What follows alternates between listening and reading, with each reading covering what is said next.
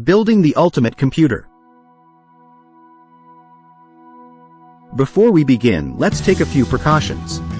Remember, make sure to handle components with care. It is important to ground yourself to prevent electrostatic discharge and work in a clean, well-ventilated area. Please be aware that this lesson is just a basic guide. Please consult your manuals for the most specific instructions.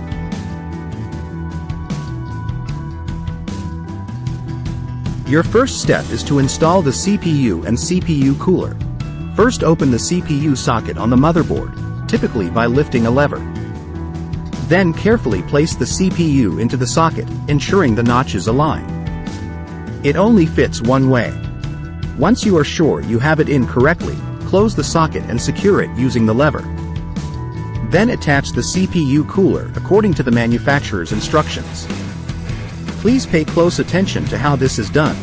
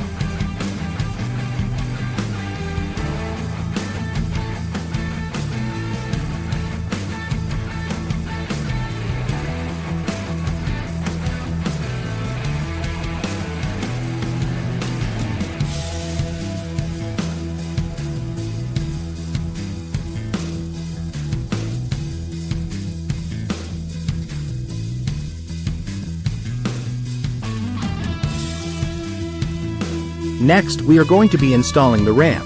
First, locate the RAM slots on the motherboard. Then open the RAM clips on each slot.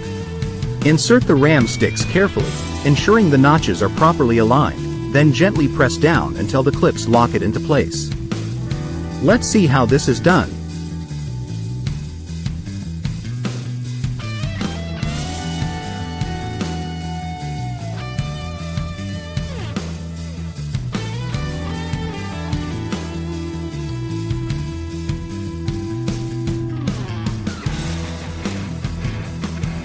Our third step is to install the motherboard. Place the motherboard into the case, aligning it with the standoff screws. Then secure the motherboard to the case using screws. It is very important that you don't over-tighten them, as this will crack your motherboard.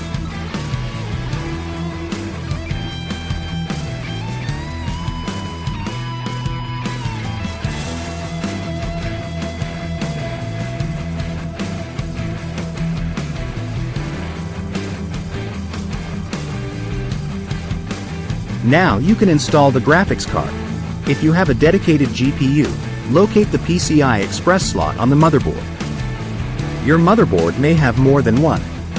It does not matter which one you use at this time. Secure the GPU by screwing it into the case. If you're having trouble, here are a few examples.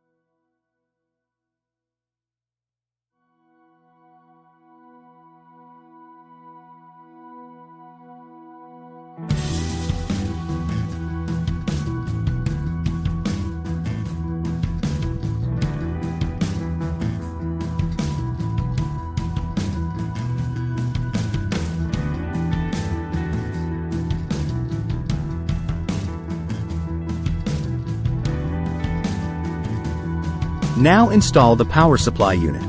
Make sure your power supply is not plugged into a live socket, then place it into the designated spot in the case.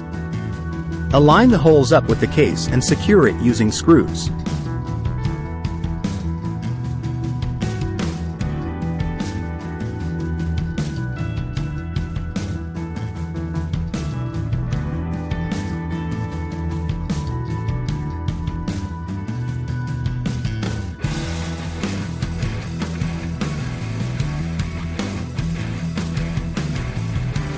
We are now ready to install the storage and optical drives. Whether you have an HDD or an SSD, proceed to install it in the appropriate location. To install an HDD, follow these steps. First, locate an available data cable. Plug one end to an available SATA port on your motherboard and the other end to your drive. Supply the drive with power using the correct cable from your power supply.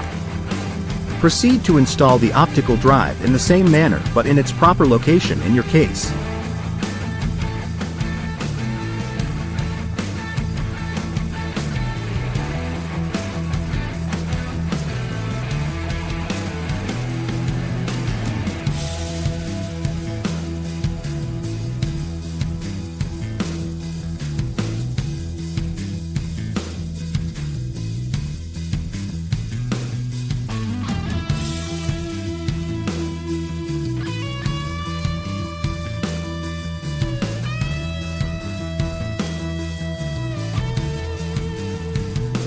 Next, we need to connect the case fans and front panel cables.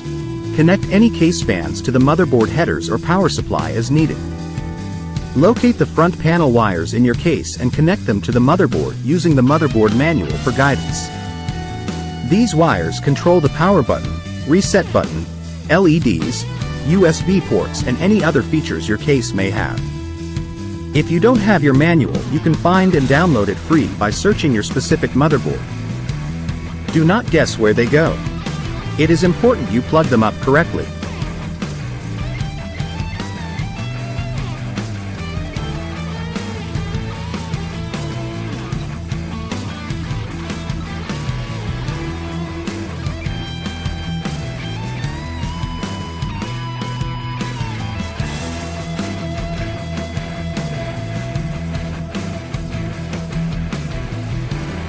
Two more steps and we are done. Look for the 24-pin power cable on the power supply and connect it to the motherboard.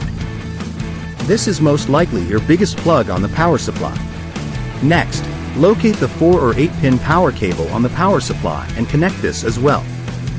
Take a good look inside your case with a flashlight to assure all the necessary data and power cables are connected to the motherboard.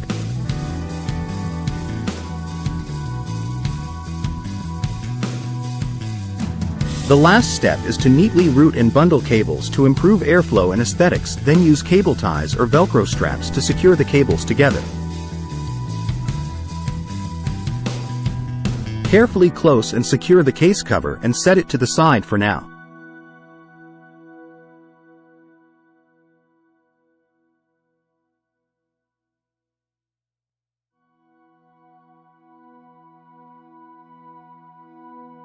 You've successfully assembled your desktop computer, but it isn't ready to power on just yet.